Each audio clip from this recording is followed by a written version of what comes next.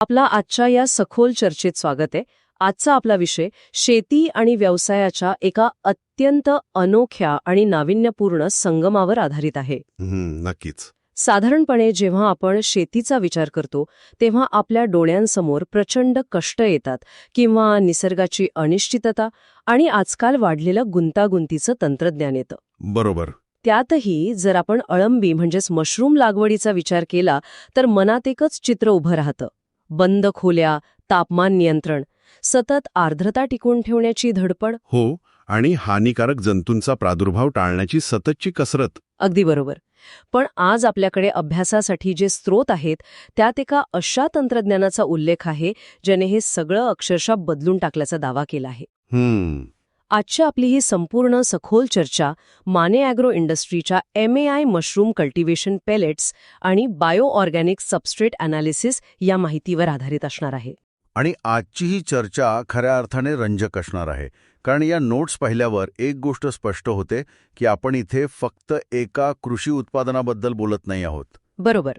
आपण एका संपूर्ण व्यावसायिक दृष्टिकोनाबद्दल आणि पारंपरिक शेतीला एका आधुनिक सोप्या उद्योगात कसं बदलता येऊ शकतं याच्या एका अभ्यासाबद्दल बोलत आहोत. आणि म्हणूनच आजच्या आपल्या या सखोल चर्चेचं मुख्य ध्येय हे समजून घेणं आहे की कशा प्रकारे एका साध्या पेलेट तंत्रज्ञानाने अळंबी लागवडीसारखी किचकट प्रक्रिया अत्यंत सोपी आणि किफायतशीर बनवली आहे. ठीक आहे, आपण हे थोडे उलगडून पाहूया. नक्कीच. सुरुवातीला मला या संपूर्ण प्रकल्पाच्या पार्श्वभूमीने आणि या उत्पादनाच्या निर्मितीमागच्या कल्पनेने खूप प्रभावित केलं.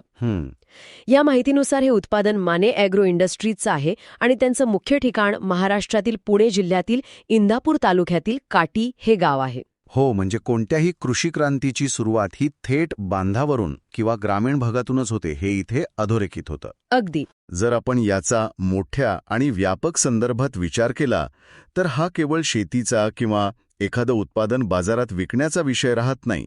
बरोबर.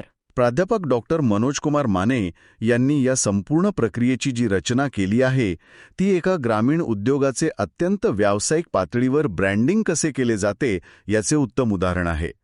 सहसा शेतीशी संबंधित कच्चा माल विकताना ब्रँडिंगकडे फारसं लक्ष दिलं जात नाही, पण त्यांनी स्वतःला केवळ उत्पादक न ठेवता आधुनिक शेतीचे मार्गदर्शक म्हणून प्रस्थापित केले आहे. हीच गोष्ट मला त्यांच्या मार्केटिंग धोरणात प्रकर्षाने जाणवली. त्यांनी या संपूर्ण प्रक्रियेला MAI मशरूम कल्टिव्हेशन असं एक प्रॉपर ब्रँड नाव दिलंय. हो. आणि त्याहूनही महत्वाची गोष्ट म्हणजे त्यांच्या कार्यपद्धतीत दिसणारी पारदर्शकता. त्यांनी ग्राहकांचा विश्वास जिंकण्यासाठी अत्यंत थेट संपर्क पद्धत अवलंबली आहे. अगदी बरोबर. स्वतःची वेबसाईट आणि थेट संपर्कासाठी फोन क्रमांक दिलेले आहेत. अळंबी लागवडीसारख्या क्षेत्रात जिथे नवीन शेतकऱ्यांच्या मनात प्रचंड भीती असते तिथे आम्ही तुमच्या पाठीशी आहोत हा संदेश देण्याची पद्धत खूप प्रभावी वाटते. हा एक अतिशय विचारपूर्वक घेतलेला व्यावसायिक निर्णय आहे. जेव्हा एखादा शेतकरी नवीन तंत्रज्ञान स्वीकारतो तेव्हा त्याला केवळ उत्पादनाची नव्हे तर तांत्रिक आधाराचीही गरज असते. तिथे थेट मार्गदर्शन उपलब्ध असणं हा त्यांच्या ब्रँडिंगचा मोठा भाग आहे. नक्कीच. पण आता आपण मूळ उत्पादनाकडे वळायला हवं. हे उत्पादन नक्की काय आहे आणि ते पारंपरिक पद्धतींपेक्षा वेगळं कसं आहे हे समजून घेणं गरजेचं आहे. बरोबर. तर मग मला सांगा, हे मशरूम कल्टिव्हेशन सबस्ट्रेट किंवा ज्याला आपण पेलेट्स म्हणतो ते नक्की कशापासून बनवले आहेत? कारण यादीत मला विविध प्रकारच्या लाकडांचा उल्लेख दिसला. हे पेलेट्स नक्की काय काम करतात? हे पेलेट्स म्हणजे प्रामुख्याने अत्यंत उच्च दाबाखाली संकुचित केलेला लाकडाचा भुसा असतो. या अहवालानुसार हे मऊ लाकडाच्या भुशापासून तयार केलेले आहेत. ओके. पण यात केवळ मऊ लाकूड नाही तर पोषक घटकांचा समतोल राखण्यासाठी विविध प्रकारच्या कठीण लाकडांचाही वापर केलेला आहे. म्हणजे हार्डवूड. हो. या अहवालात आंबा, ओक, बीच, अल्डर, हिकॉरी, अक्रोड, महोगनी, सागवान, ॲश आणि एल्म यांसारख्या झाडांचा उल्लेख आहे. अरे वा. या लाकडांच्या मिश्रणामुळे अळंबीला लागणारं वैविध्यपूर्ण पोषण मिळतं. म्हणजे हे फक्त साधं लाकूड नसून एक प्रकारचं कॉकटेल आहे म्हणायचं. अगदी तसंच. या पेलेट्सची काही मुख्य वैशिष्ट्ये या माहितीत दिलेली आहेत जी नवशिक्यांसाठी समजून घेणं महत्वाचं आहे. यात 5 मुख्य दावे केले आहेत. पहिलं म्हणजे हे 100% नैसर्गिक आहे. दुसरं, यात कोणतंही रासायनिक खत वापरलेलं नाही. बरोबर. तिसरं वैशिष्ट्य खूप महत्वाचं वाटतं, हे गरम वाफेवर निर्जंतुक म्हणजेच हॉट स्टीम स्टरलाइज्ड केलेलं आहे. हो, हा टप्पा फार महत्वाचा आहे. चौथं म्हणजे हे पोषण मूल्यांनी परिपूर्ण आहे आणि पाचवं म्हणजे हे एक बायो ऑर्गॅनिक उत्पादन आहे. या पाचही वैशिष्ट्यांपैकी निर्जंतुकीकरण हा सर्वात मोठा टप्पा आहे बघा. पारंपरिक अळंबी लागवडीत पेंडा आधी गरम पाण्यात उकळावा लागतो, तो वाळवावा लागतो. आणि त्यातच सर्वात जास्त चुका होतात. अगदी. तिथेच रोगजंतू शिरतात. इथे ती पूर्ण प्रक्रिया कंपनीने स्वतः करून तो भुसा वाफेवर निर्जंतुक करून त्याच्या या गोळ्या किंवा पेलेट्स बनवल्या आहेत. आणि पोषण मूल्यांचा विचार केला तर खतांच्या प्रमाणाकडे लक्ष देणं गरजेचं आहे.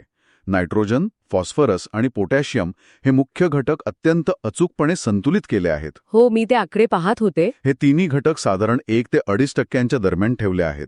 याशिवाय कॅल्शियम 0.5 ते 1.5%, मॅग्नेशियम 0.2 ते 0.5% आणि सल्फर 0.1 ते 0.3% इतक्या प्रमाणात आहेत. ही आकडेवारी ऐकल्यावर कदाचित नवशिक्यांना हे थोडं तांत्रिक वाटू शकतं.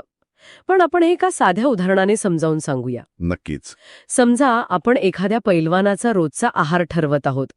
त्याच्या ताटात प्रथिनांसाठी उसळ असावी लागते, कर्बोदकांसाठी पोळी आणि जीवनसत्वांसाठी पालेभाजी. बरोबर. हे सर्व एका विशिष्ट प्रमाणात असतं. जर एकच गोष्ट जास्त खाल्ली तर शरीराचा समतोल बिघडतो. अगदी तसंच हे पेलेट्स म्हणजे अळंबीसाठी तयार केलेलं एक संतुलित ताट आहे. खूप छान उदाहरण दिलं. नायट्रोजनमुळे अळंबीची वाढ वेगाने होते, फॉस्फरसमुळे तिची मुळं मजबूत होतात आणि पोटॅशियममुळे तिचा सर्वांगीण विकास होतो. सोबत सूक्ष्म पोषक घटकही आहेतच. यात संतुलित आहाराच्या उदाहरणावरून आपण पुढच्या महत्त्वाच्या मुद्द्याकडे जाऊ शकतो. या आहारामुळेच अळंबीला बाहेरून कोणतंही कृत्रिम रसायन देण्याची गरज उरत नाही. पण या ताटात मुख्य अन्न काय आहे? तर तो आहे कार्बन. बरोबर. आणि त्यासाठीच मऊ लाकडाचा भुसा वापरला जातो. अळंबी ही वनस्पती नाही, ती प्रकाश संश्लेषण करत नाही. हो, तिला तिचं अन्न या लाकडातूनच मिळवावं लागतं. अगदी. मऊ लाकडात कार्बनचं प्रमाण प्रचंड असते, जे अळंबीच्या वाढीसाठी अत्यंत मूलभूत आहे. आणि इथेच ही माहिती खऱ्या अर्थाने रंजक बनते. कारण या माहितीत कार्बन सोबतच लिग्निन नावाच्या एका अत्यंत महत्वाच्या घटकाचा उल्लेख आहे. हो. कार्बन तर महत्वाचं आहे हे आपण जाणतो, पण हे लिग्निन अळंबीच्या वाढीत नक्की काय भूमिका बजावतं? लिग्निन हा लाकडात आणि झाडांच्या सालीमध्ये आढळणारा एक सेंद्रिय पॉलिमर आहे. याचं मुख्य काम झाडाला कडकपणा देणं हे असतं. पण या पेलेट्समध्ये त्याची भूमिका खूप रंजक आहे. अळंबीची मुळं, ज्यांना आपण मायसेलियम म्हणतो, ती जेव्हा या पेलेट्सवर वाढू लागतात तेव्हा त्यांना एकाच वेळी खूप सारं अन्न मिळालं तर ते पचवता येत नाही. म्हणजे ती कुजून जाण्याची शक्यता असते. बरोबर. तिथेच लिग्निन हे एका स्लो रिलीज यंत्रणेसारखं काम करतं. ते पोषक घटकांचे उत्सर्जन अतिशय संथ गतीने करतं. अच्छा. त्यामुळे मायसेलियमला त्यांच्या गरजेनुसार हळूहळू आणि सलग अनेक आठवडे पोषण मिळत राहतं. म्हणजे जसं आपण शेतीत झाडाला एकदम पाणी न देता ठिबक सिंचनाने थेंब थेंब पाणी देतो, तशाच प्रकारे हे लिग्निन अळंबीला हळूहळू आणि दीर्घकाळ पोषण देतं. अगदी अचूक. यामुळे पिकाचे आयुष्य आणि गुणवत्ता दोन्ही वाढते. आता मला या माहितीतील एका अशा दाव्याकडे वळायचं आहे ज्याने माझं लक्ष वेधून घेतलं. कोणता दावा? या दस्तवाजात असा दावा केला आहे की या पेलेट्सच्या मदतीने अळंबीची शेती इतकी सोपी झाली आहे की लहान मुलंही ही शेती करू शकतात. हो. सुरुवातीला मला वाटलं की हे फक्त एक मार्केटिंग वाक्य आहे, पण त्याची तांत्रिक कारणे वाचल्यावर या दाव्यामागचा अर्थ समजतो. तो दावा वरवर पाहता अतिशयोक्ती वाटत असला तरी त्यामागील विज्ञान समजून घेणं आवश्यक आहे. बरोबर. लहान मुलंही हे करू शकतात असं म्हणण्याचं मुख्य कारण म्हणजे अळंबी शेतीतील सर्वात मोठी जोखीम या पॅलेट्समुळे जवळजवळ संपली आहे. पहिली गोष्ट म्हणजे या पॅलेट्सची पाणी धरून ठेवण्याची क्षमता उत्तम आहे.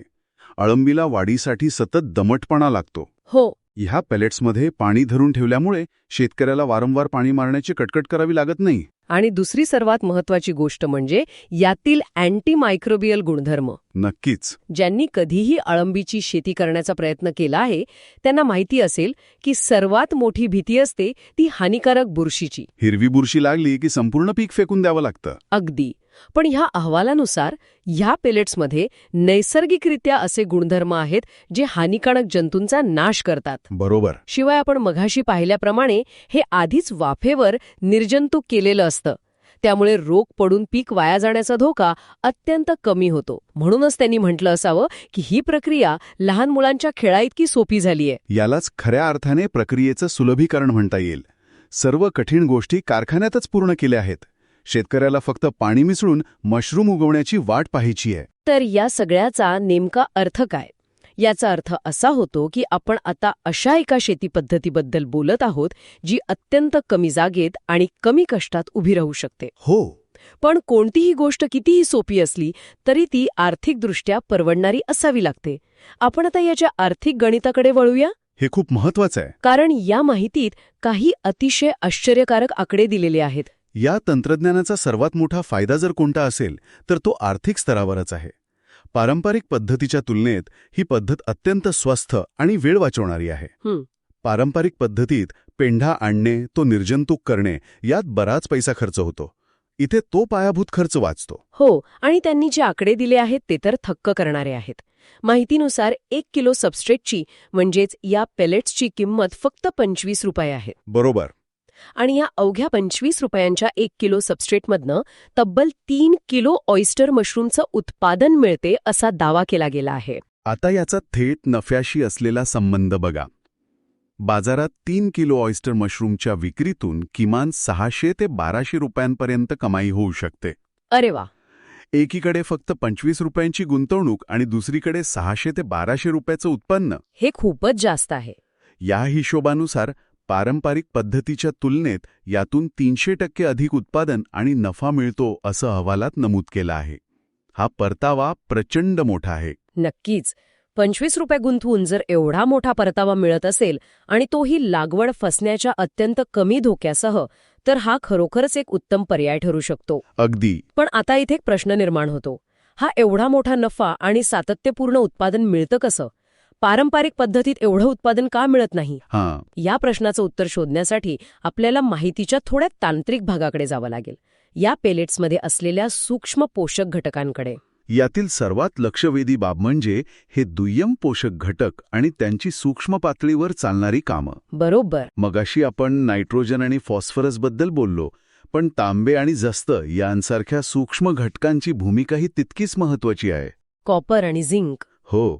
या पेलेट्समध्ये वापरलेल्या लाकडाच्या मिश्रणामुळे त्यात तांबे नैसर्गिकरित्या पुरेशा प्रमाणात उपलब्ध असते. हे तांबे अळंबीच्या पेशींमधील एन्झाईमच्या प्रक्रियांना गती देते. अच्छा. एन्झाईम्स हे अळंबीसाठी अन्न पचवणारे कामगार असतात. तांब्यामुळे हे कामगार वेगाने काम करतात आणि अळंबीचा विकास वेगाने होतो. आणि या माहितीत जस्त म्हणजे झिंकचाही उल्लेख आहे. आपण नेहमी माणसांच्या आरोग्यासाठी झिंक किती महत्वाचं आहे हे ऐकतो, पण अळंबीच्या वाढीत हे झिंक नक्की काय करतं? अळंबीसाठी जस्त हे प्रथिनं तयार करण्यासाठी आणि पेशींच्या विभाजनासाठी अत्यंत आवश्यक असते. Cell division. बरोबर. पेशींचे विभाजन जितक्या वेगाने आणि निरोगी पद्धतीने होईल तितक्या वेगाने आणि मोठ्या आकारात मशरूमची वाढ होते. जर जास्त कमी असेल तर वाढ खुंटते. याशिवाय यात मॅंगनीज देखील असतं, जे कर्बोदके आणि प्रथिनांच्या चयापचय प्रक्रियांना आधार देतं. हे खूपच रंजक आहे. म्हणजे या पेलेट्सच्या रूपाने एका अर्थी अळंबीच्या वाढीसाठी लागणारं एक परिपूर्ण पर्यावरण एका छोट्या गोळीत बंद करण्यात आले. अगदी तसंच. आणि या तांत्रिक माहितीच्या शेवटी अजून 2 अत्यंत गुंतागुंतीच्या कर्बोदकांचा उल्लेख आहे जे मला तुम्हाला विचारायचे आहेत. सेल्युलोज आणि हेमिसेल्युलोज. हे घटक अळंबीला कसे मदत करतात? सेल्युलोज आणि हेमिसेल्युलोज हे मुळात कोणत्याही वनस्पतीच्या पेशी भित्तिकेचे मुख्य घटक असतात. सेल वॉलचे. हो. आपण मगाशी पाहिल्याप्रमाणे अळंबी स्वतःचे अन्न स्वतः तयार करू शकत नाही. ती पूर्णपणे या सबस्ट्रेटवर अवलंबून असते. हे सेल्युलोज आणि हेमिसेल्युलोज अळंबीला वाढीसाठी प्रचंड ऊर्जा पुरवतात. यालाच आपण एका सोप्या उदाहरणाने सांगूया. समजा तुम्हाला एक घर बांधायचंय. जर तुम्हाला स्वतः आधी माती मळून विटा पाडाव्या लागल्या, सिमेंट स्वतः बनवावं लागलं, तर तुमची किती ऊर्जा जाईल? खूप वेळ आणि ऊर्जा जाईल. पण जर तुम्हाला कोणी आयत्या मजबूत विटा आणि सिमेंट आणून दिलं, तर तुम्ही फक्त घर बांधण्यावर लक्ष केंद्रित कराल. बरोबर. सेल्युलोज आणि हेमिसेल्युलोज अळंबीसाठी याच आयत्या विटा आणि सिमेंटचं काम करतात. अळंबी स्वतःची रचना बनवण्यासाठी याचा वापर करते, ज्यामुळे तिची ऊर्जा वाचते आणि ती वेगाने वाढते. अगदी अचूक विश्लेषणात्मक उदाहरण दिलं तुम्ही. आणि हे सर्व नैसर्गिकरित्या मिळत असल्यामुळे रासायनिक खतांचा अंशही यात नसतो. म्हणूनच या संपूर्ण तंत्रज्ञानाला बायो ऑर्गॅनिक म्हटलं गेलं आहे. कृत्रिम खतांवरील अवलंबित्व शून्यावर आणून शाश्वत अळंबी लागवडीला प्रोत्साहन देण्याचा हा एक अतिशय भक्कम वैज्ञानिक मार्ग आहे. संपूर्ण माहितीचा गोषवारा काढायचा झाला तर आपण असं म्हणू शकतो की MAI मशरूम कल्टिव्हेशन पॅलेट्सने अळंबीच्या शेतीतील सर्व गुंतागुंतीच्या प्रक्रियांना एका साध्या, निर्जंतुक आणि पोषक गोळीच्या रूपात संकुचित केलं आहे. हो. त्यांनी शेतीतील कष्ट कमी करून स्मार्ट वर्कला महत्त्व दिलं आहे. आणि हे ऐकणाऱ्या प्रत्येकासाठी महत्त्वाचं का आहे? कारण ही माहिती केवळ एका उत्पादनाची जाहिरात नाही, हा एक असा विचार आहे जो अत्यंत कमी भांडवलात उभा राहू शकणाऱ्या शाश्वत व्यवसायाची संकल्पना मांडतो. बरोबर. आजच्या काळात जिथे शाश्वत उत्पन्नाचे मार्ग शोधले जात आहेत, तिथे 25 रुपयांच्या गुंतवणुकीवर 600 रुपयांचा परतावा देणारा हा एक सक्षम पर्याय म्हणून समोर येतो. आणि प्राध्यापक डॉक्टर मनोज कुमार माने यांच्यासारख्या तज्ज्ञांचे थेट मार्गदर्शन यामुळे हा प्रयोग अधिक विश्वासार्ह वाटतो. नक्कीच. तंत्रज्ञानाने योग्य तो आकार घेतला तर ते सामान्यांचं जीवन कसं बदलू शकतं याचं हे उत्तम उदाहरण आहे. यावरून एक महत्त्वाचा प्रश्न उभा राहतो. आपण पाहिलं की एका साध्या लाकडाच्या भुशावर योग्य प्रक्रिया करून निसर्गाच्या गुंतागुंतीच्या अन्न साखळीला एका छोट्या पेलेटमध्ये बसून शेती किती सोपी केली गेलीये. अगदी बरोबर. आणि जाता जाता मला याच अनुषंगाने एक विचार करायला लावणारा प्रश्न मांडायचा आहे. आज आपण पाहिलं की जर एका साध्या 25 रुपयांच्या पेलेटच्या तंत्रज्ञानामुळे अळंबीसारखी किचकट शेती लहान मुलांच्याही आवाक्यात येत असेल तर भविष्यात आपल्या अन्ननिर्मितीच्या आणखी कोणत्या किचकट व्यवस्था अशाच प्रकारे सोप्या करता येतील? खूप मोठा विचार आहे. विचार करा, जर तंत्रज्ञानाच्या मदतीने आपण अन्नाचे उत्पादन अशा प्रकारे सर्वांसाठी खुले करू शकलो, जिथे प्रत्येकाने आपल्या घराच्या एका कोपऱ्यात अत्यंत कमी जागेत आपले शाश्वत अन्न पिकवायला सुरुवात केली, तर जगाचे आणि अर्थव्यवस्थेचे चित्र कसे असेल? नक्कीच. या एका अत्यंत रंजक आणि विचार करायला लावणाऱ्या प्रश्नासोबतच आज आपण इथेच थांबूया. या माहितीमुळे आज खरोखरच एक नवीन दृष्टिकोन मिळाला. या सखोल चर्चेत सहभागी झाल्याबद्दल खूप खूप धन्यवाद. धन्यवाद.